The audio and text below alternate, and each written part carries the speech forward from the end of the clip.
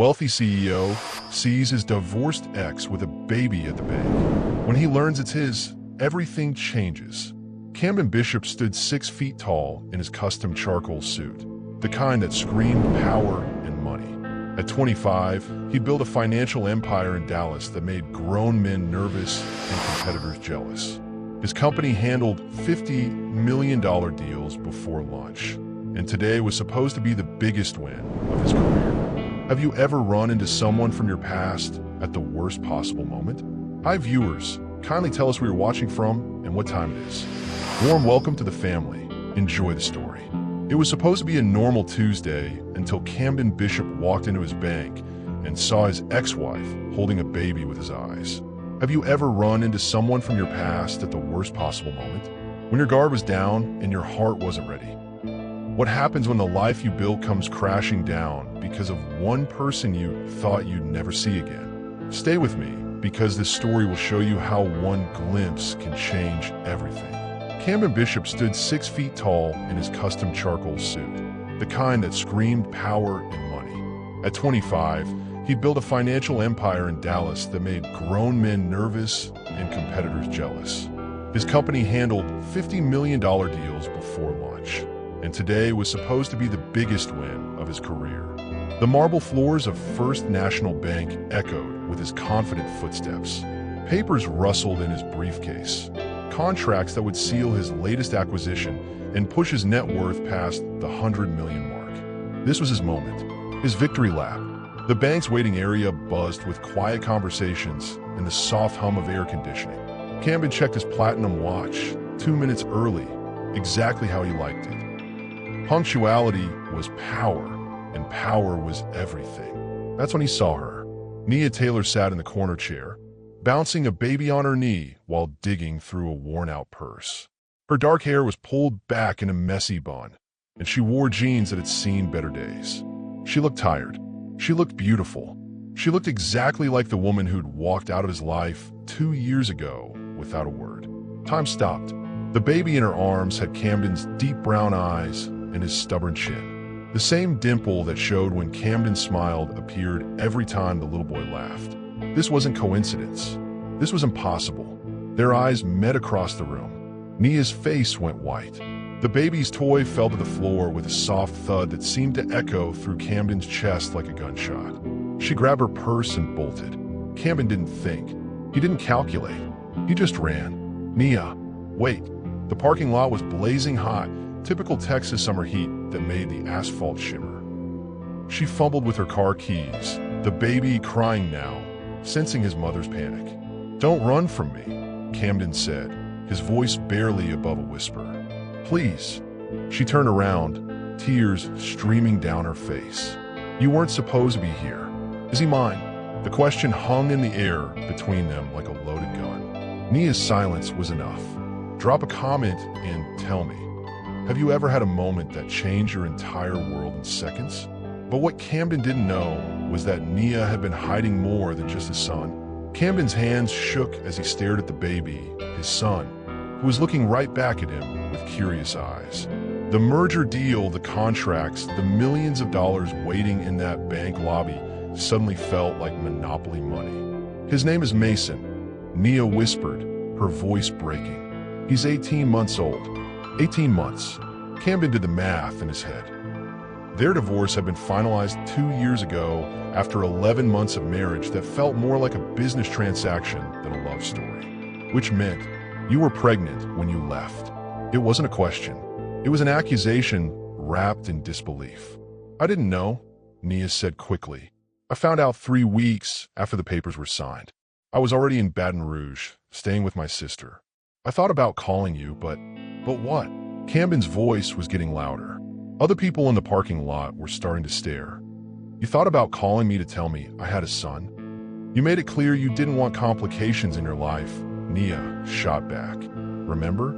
You said marriage was just a contract, and when contracts don't work out, you terminate them." Those words hit Camden like a punch to the gut because they were exactly what he'd said. Cold, calculated, and completely heartless. He'd been 23 then, so focused on building his empire that he'd treated his wife like a business partner instead of the woman he'd fallen in love with. Mason reached out his tiny hand toward Camden, babbling something that sounded like da-da. The sound nearly brought Camden to his knees. "I've been working nights at a gas station," Nia continued, her voice steadier now.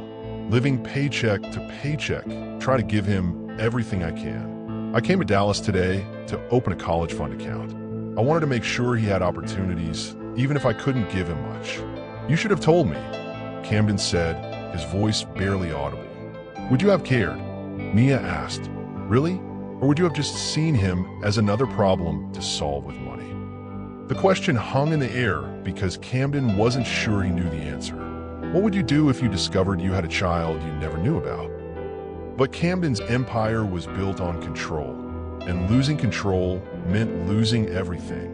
Camden's mind raced back to a time when he and Nia had been different people, when they'd been hopeful instead of bitter, when they'd planned a future instead of plotting an exit strategy. "Do you remember the clinic?" he asked quietly. Nia's eyes filled with tears. Of course she remembered. They'd gone to the fertility clinic together during their marriage. Not because they couldn't have children naturally, but because Nia had been diagnosed with a condition that made pregnancy risky. The doctors had suggested IVF as the safest option. "We froze 3 embryos," Nia whispered. "The doctor said we could use them whenever we were ready to start a family. But we never got the chance," Camden finished. "The divorce happened first. I thought the embryos were destroyed when we signed the papers," Nia said. "That's what the lawyer told me. But 3 months after I moved to Louisiana, I got a call from the clinic. There had been a mix-up with the paperwork. One of the embryos was still viable, and my insurance was about to expire." Camden stared at his son. Because Mason was his son, even if the biology was complicated. "So you decided to have the baby alone." "I decided to have our baby," Nia corrected. "The baby we'd planned when we thought we were going to make it work. I couldn't just let him go." Camden thought about the man he'd been during their marriage. Ambitious, driven, but also capable of love. He remembered holding Nia's hand in the clinic, promising her they'd face whatever came together. He meant it then, but somewhere along the way, his priorities had shifted. His company had become more important than his marriage.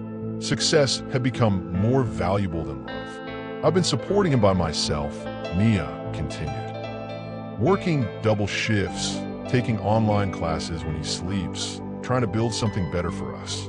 I never asked you for anything because I knew you'd moved on. I saw the articles about your company, your success. You got everything you wanted. Did I?" Camden asked, looking at Mason, who was now trying to grab his father's tie. "Because standing here right now, I'm not sure what I wanted was worth what I lost." For the first time in 2 years, Camden saw a flicker of the woman he'd married. The woman who'd believed in him before he'd believed in himself. The woman who'd loved him when he was just a guy with big dreams and a small bank account. Comment below. Do you think Nia was wrong to keep this secret? But Camden's empire was built on control, and losing control meant losing everything. Camden's corner office on the 40th floor of downtown Dallas usually felt like a throne room. Today, it felt like a prison. The merger documents sat untouched on his mahogany desk while he stared out at the city skyline. His assistant, Marcus, had knocked 3 times in the past hour, each time more concerned than the last. "Mr. Bishop?" Marcus peeked through the door. "The board is waiting for you in conference room A." The Anderson Group representatives flew in from New York specifically for this meeting. Camden didn't turn around. "Tell them I need another hour." "Sir, with respect, they've been waiting for 2 hours already." Mr. Harrison from the board called twice. "He's concerned about your absence." Concerned. That was corporate speak for furious. Camden had built his reputation on being unshakable, always 3 steps ahead of everyone else. Missing a $50 million meeting wasn't just unprofessional. It was completely out of character. "Marcus, do you have children?" Camden asked suddenly. His assistant looked surprised. In 5 years of working together, Camden had never asked him a personal question. "Yes, sir. 2 daughters. Were you there when they were born?" "Of course, sir." "Did you know them from the moment you saw them?" Marcus shifted uncomfortably. "I'm not sure I understand." Camden finally turned around. His usually perfect hair was disheveled, his tie loosened. "I just found out I have a son. 18 months old. I've never held him." I don't know if he likes music or if he's afraid of the dark. I don't know what his laugh sounds like. The confession hung in the air between them. Marcus had worked for Camden long enough to know this wasn't just personal crisis. It was potentially professional disaster. What do you want to do, sir? Camden picked up his phone and dialed a number he'd hoped never to use again. Richard? It's Camden Bishop. I need to see you immediately.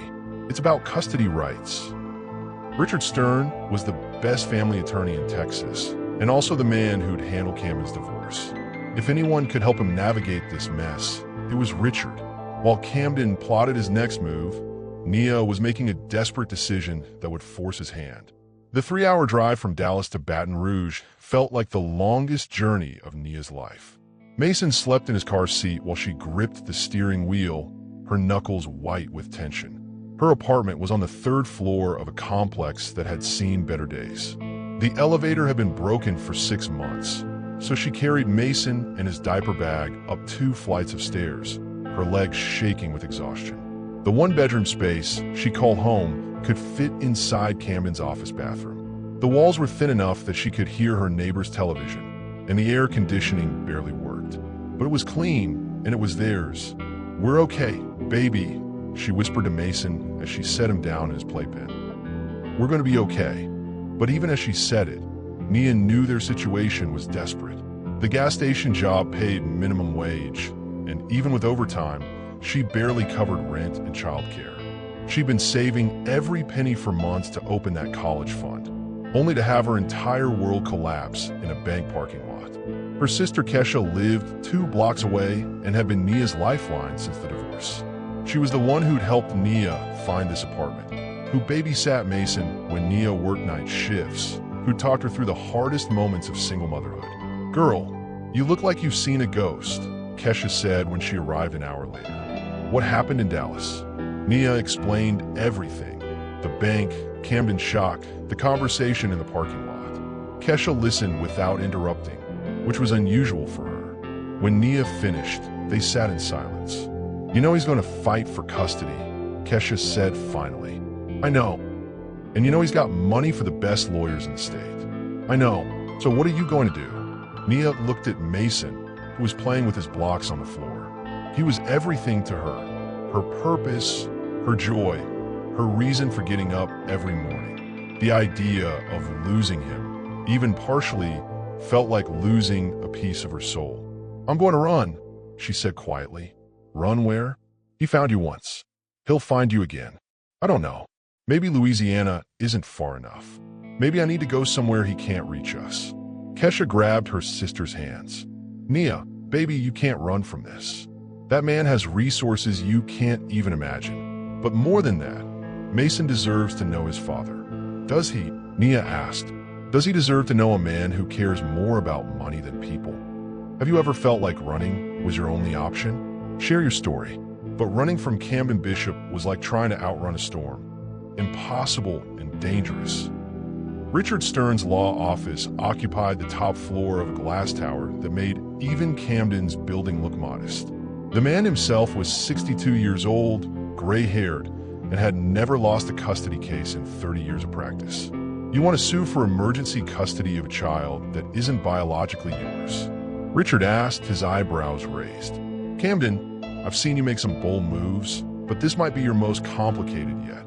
Camden paced the length of the office, his energy barely contained. "The child was conceived from our embryo during our marriage.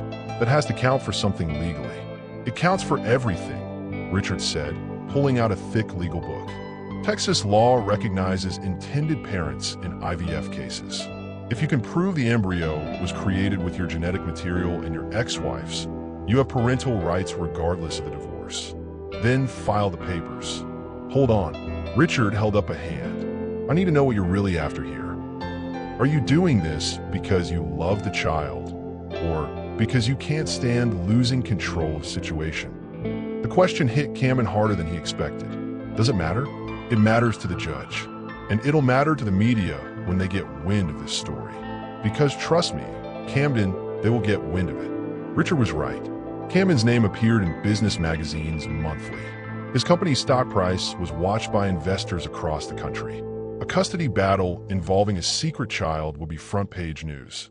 I've hired the best private investigator in the state, Camden said. He'll find Nia within 48 hours. And then what? You drag her back to Texas? You force her into court? Camden, I've known you since you were building your first company. You're not this cruel. Camden stopped pacing. She kept my son from me for 18 months. She made the choice to disappear. I'm just evening the playing field. This isn't business, Richard warned. This is family. The rules are different. But Camden had already made his decision. By the time he left Richard's office, the emergency custody motion was filed, the private investigator was on Nia's trail, and the wheels were in motion for a legal battle that would destroy everything in its path. What Camden didn't anticipate was how quickly the story would leak to the press. By 6 o'clock that evening, his phone was ringing non-stop with calls from reporters. The headline on the Dallas Morning News website read, "Tech mogul Camden Bishop files for custody of secret child." His assistant Marcus burst into his office. "Sir, Channel 8 News is in the lobby. They're asking for a statement." Just as Camden thought he had the upper hand, a phone call would change the game entirely. The call came at 7 in the morning while Camden was reviewing quarterly reports. Richard's voice was tight with concern. "Camden, we have a problem. A big one." "What kind of problem?" "The kind that could destroy your entire case." The lab results came back from the paternity test. Camden's blood ran cold. "And you're not the biological father." The words hit Camden like a physical blow. "That's impossible. We saw the clinic records. The embryo was created from our genetic material. That's what we thought. But apparently, there was a mix-up at the clinic. The embryo used to conceive Mason contained your ex-wife's egg and donor sperm, not yours." Camden's office suddenly felt like it was spinning. Donor sperm. It happens more often than you think. Clinics handle hundreds of samples. Sometimes wires get crossed. The embryo that was supposed to be yours was actually from their donor program. So Mason isn't mine at all? Biologically? No. But legally, it's more complicated. You and Nia were married when the embryo was created. You both signed consent forms. In Texas, that could make you the legal father regardless of biology. Camden sank into his chair. The child he'd been ready to fight for, the son he'd seen himself in, wasn't actually his son at all. What does this mean for the custody case? Honestly, I don't know. We're in uncharted territory here. But Camden, there's something else. The clinic is required to notify both parties about the mix-up, which means Nia knows too. She received the same call this morning. Camden hung up the phone and stared at the wall. For 48 hours, he'd been preparing for the biggest fight of his life. He'd been ready to battle for his son, to prove that he deserved to be a father.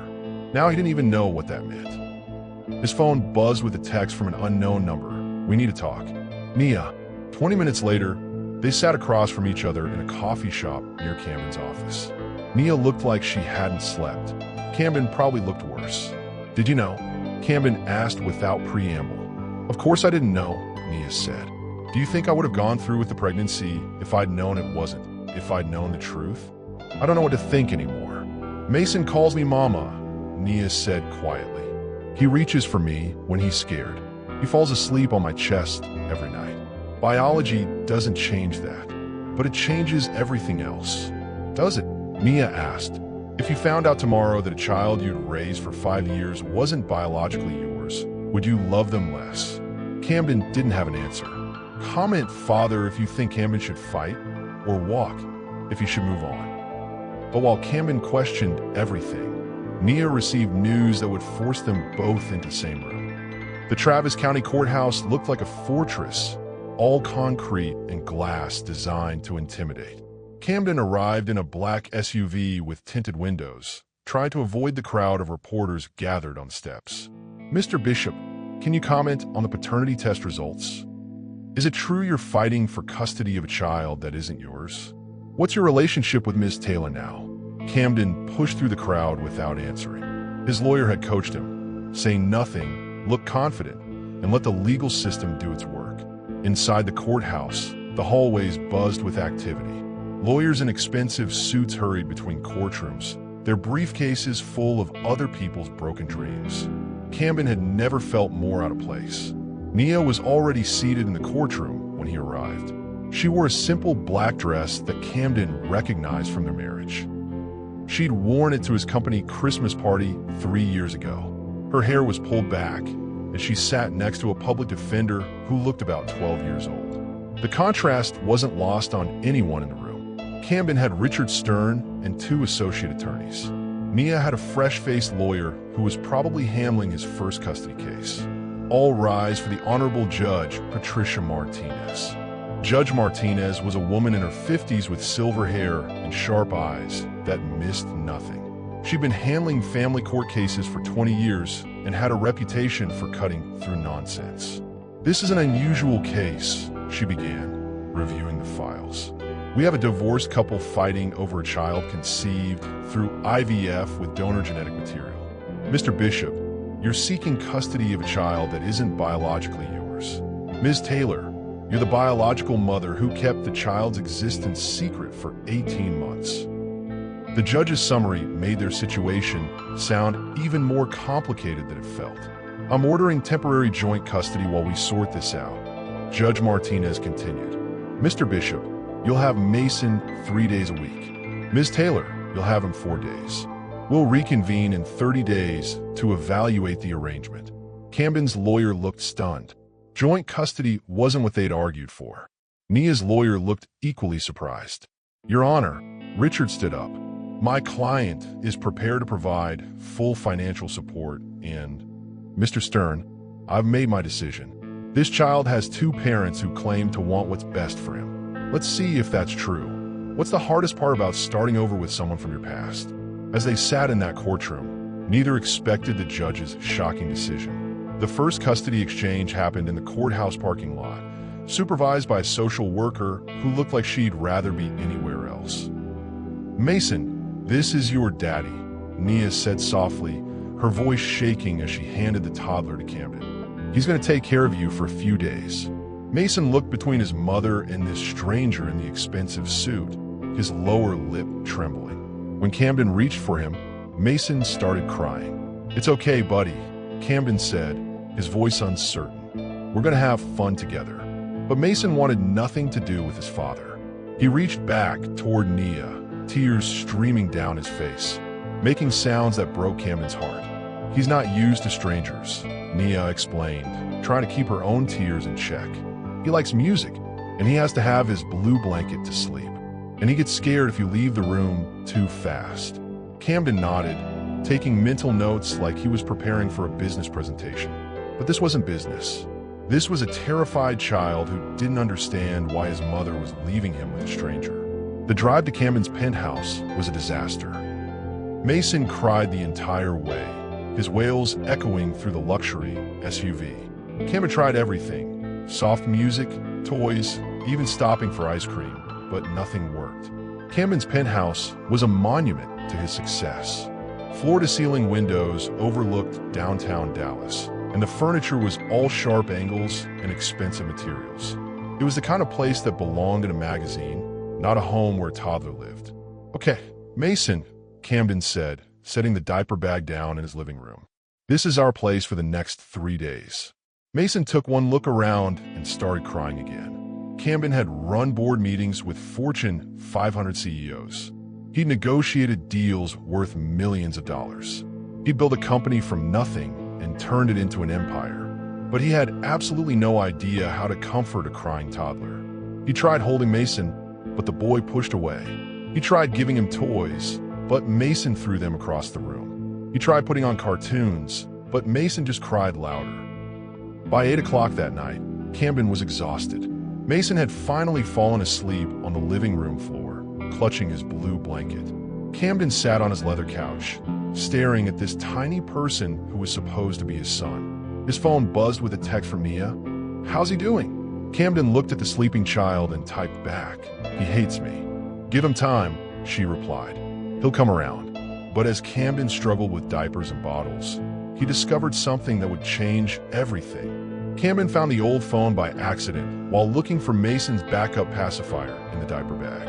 It was Nia's phone from 3 years ago, the one she'd used during their marriage. The screen was cracked, but it still turned on. Mason was napping on the couch, finally peaceful after a morning of tears and tantrums. Camden knew he shouldn't look through Nia's private phone, but curiosity got the better of him. The photo gallery was full of pictures from their IVF journey.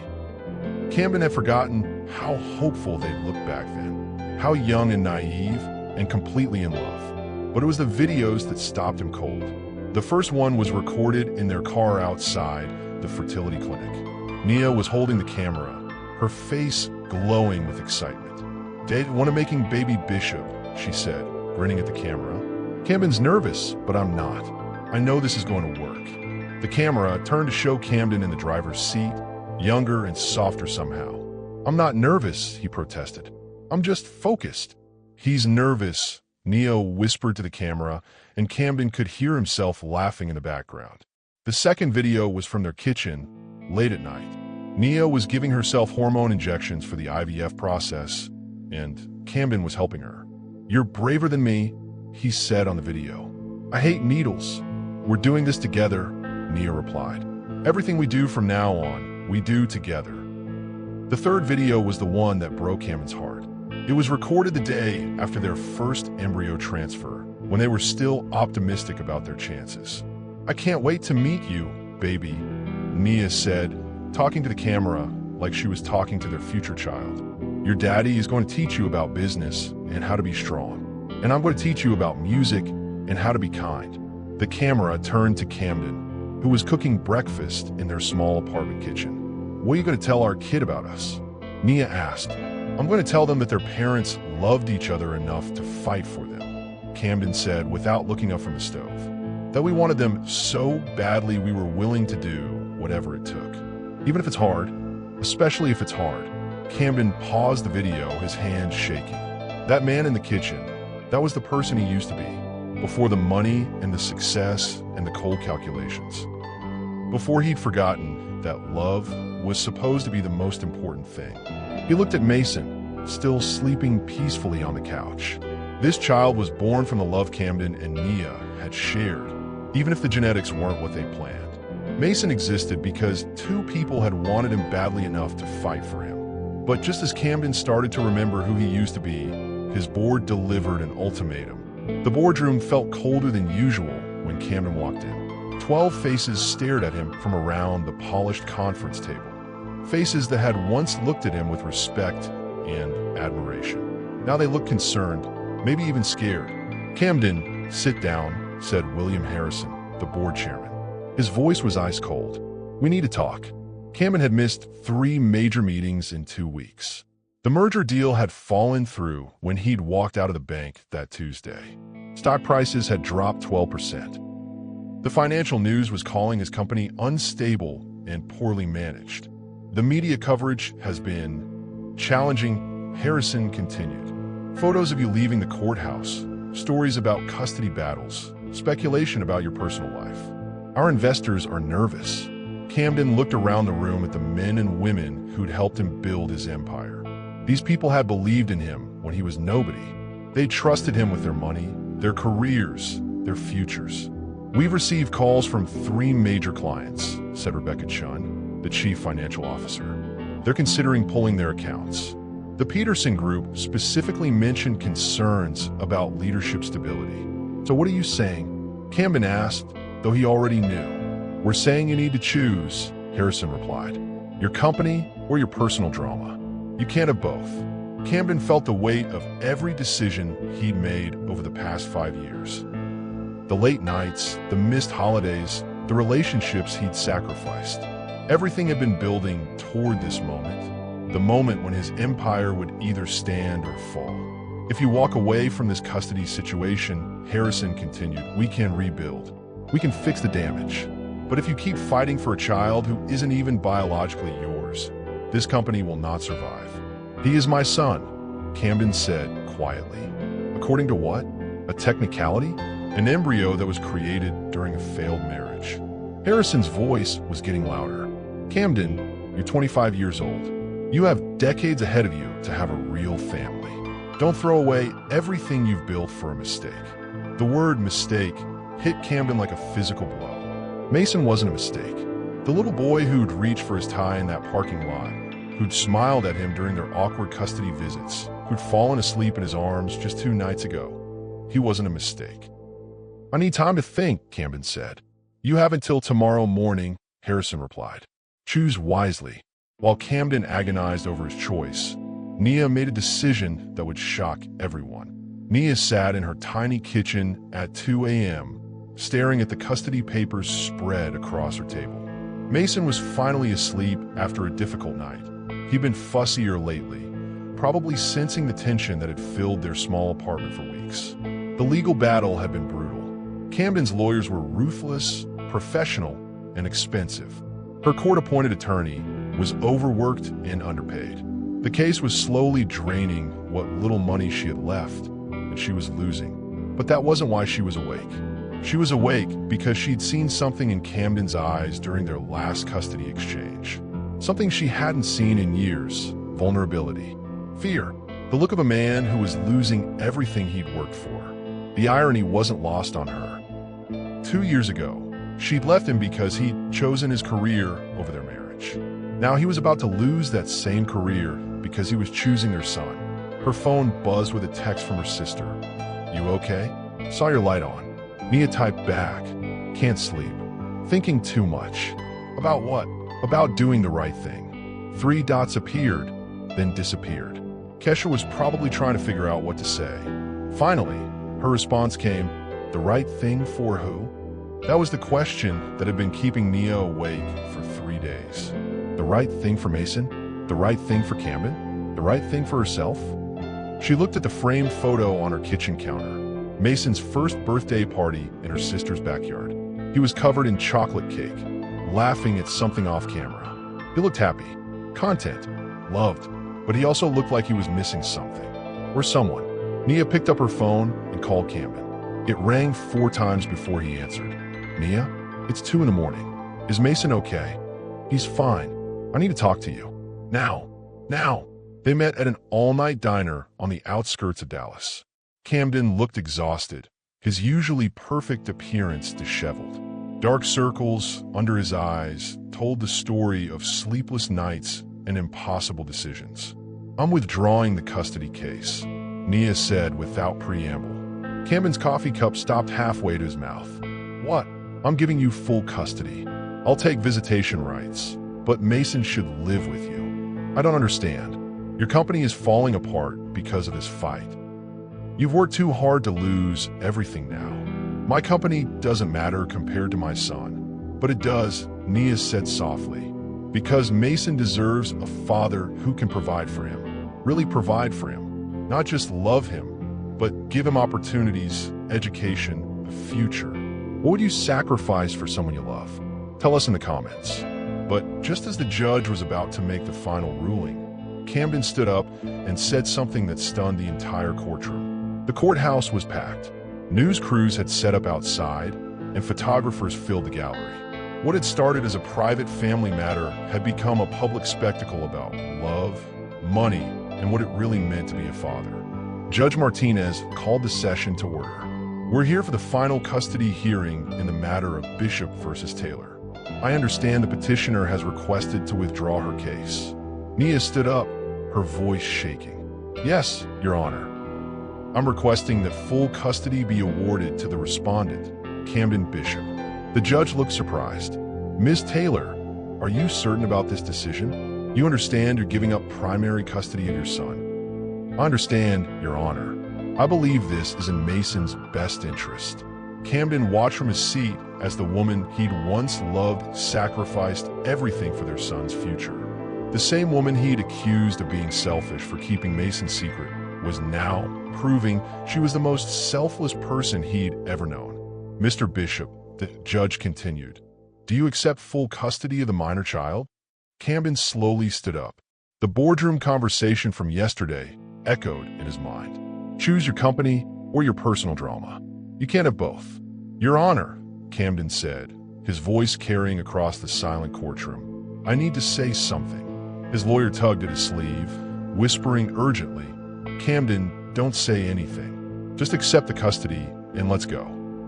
But Camden stepped forward anyway.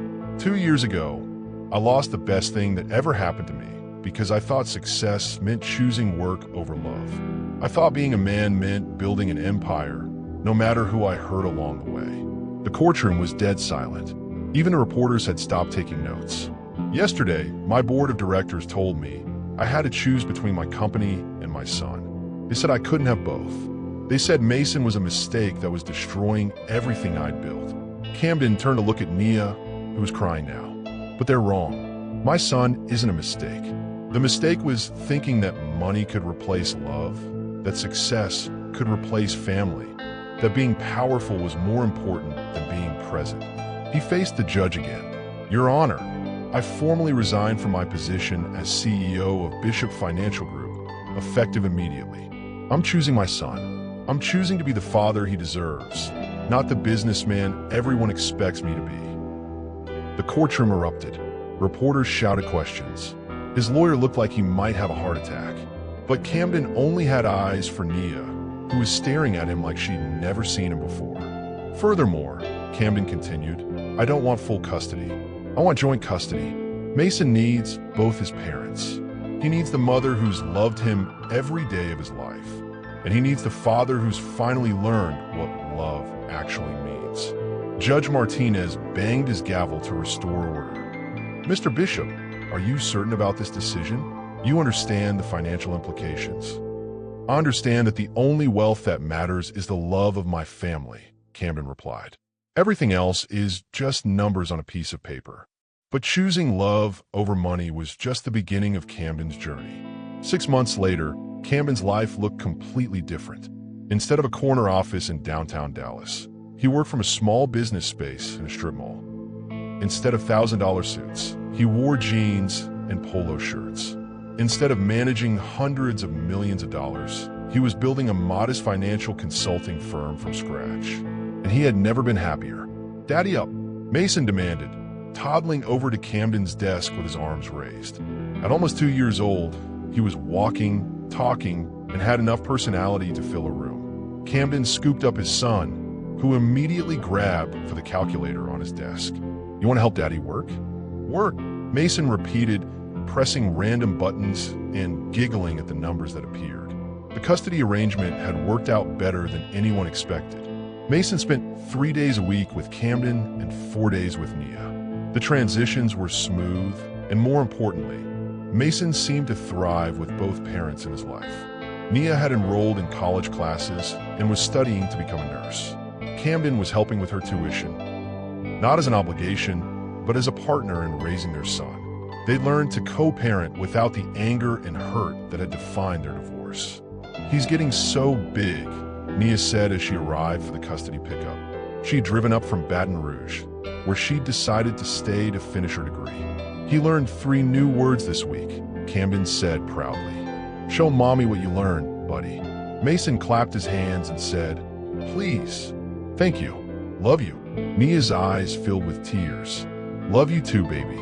Camden watched as she packed Mason's bag, the same way she'd done dozens of times over the past months. But something was different today. There was a question in her eyes, a hesitation that hadn't been there before. How's the business going? She asked. Slower than I'm used to, but good. I signed 2 new clients this week. Small accounts, but they trust me to handle their money responsibly. And you're happy? Camden looked at his son, who was now trying to put puzzle pieces in his mouth. Then at Nia, who was watching them both with an expression he couldn't quite read. I'm happy, he said. Really happy. For the first time in years, I wake up excited about my day instead of stressed about my next deal. That's good, Nia said softly. You deserve to be happy. 6 months later, life had settled into a new rhythm, but one conversation would test everything they'd built. 1 year later, Camden stood in the backyard of his modest 3-bedroom house in suburban Dallas, watching Mason chase bubbles that Nia was blowing from the back porch. The little boy's laughter filled the air as he tried to catch the floating spheres with his chubby hands. Got one, Mason shouted, holding up his wet palm as if he'd captured treasure. Camden's consulting firm had grown steadily over the past year. He specialized in helping small businesses manage their finances, and word of mouth had brought him more clients than he could handle. He wasn't making millions anymore, but he was making enough to provide for his family while doing work that actually mattered. "Daddy, come play," Mason called out. "In a minute, buddy," Camden replied, but his eyes were on Nia. She graduated from nursing school the month before and had just accepted a position at Dallas Children's Hospital. The job meant she could move closer, which meant more time with Mason and less driving for both of them. "I found a house," Nia said, joining him on the porch. "It's about 10 minutes from here. 3 bedrooms, nice yard for Mason to play in." "That's great," Camden said. "He'll love having his own room at both places." They stood in comfortable silence, watching their son explore the world with the fearless curiosity that only toddlers possessed. The anger and hurt that had once defined their relationship had faded into something deeper: respect, partnership, and maybe even the beginning of something neither of them had dared to hope for. "Camden," Nia said quietly, "I need to ask you something." "What is it? Are you dating anyone?" The question surprised him. "No." "Are you?" "No." She turned to face him. "I haven't been able to even think about dating someone else. Not since we started figuring out how to be a family again," Camden finished. "Are we a family?" Nia asked. "I mean, really? Or are we just 2 people who happen to share a child?" Camden looked at her, really looked at her. The woman who'd sacrificed her own happiness for their son's future. The woman who'd forgiven him for the mistakes of his youth. The woman who'd taught him that love wasn't about possession or control, but about putting someone else's needs before your own. "We're a family," he said. "We've always been a family. We just forgot how to be one for a while." "I love you," Nia whispered. "I never stopped loving you." "I love you too," Camden replied. "Both of you, more than I ever thought possible." Mason ran over and wrapped his small arms around both their legs. Group hug. They laughed and scooped him up between them, 3 hearts beating as one. If you believe in second chances, hit that subscribe button and tell us your story of starting over. Next week, we'll explore another story of love, loss, and the courage to begin again. Thanks for watching, and remember, sometimes the best stories are the ones where love wins in the end.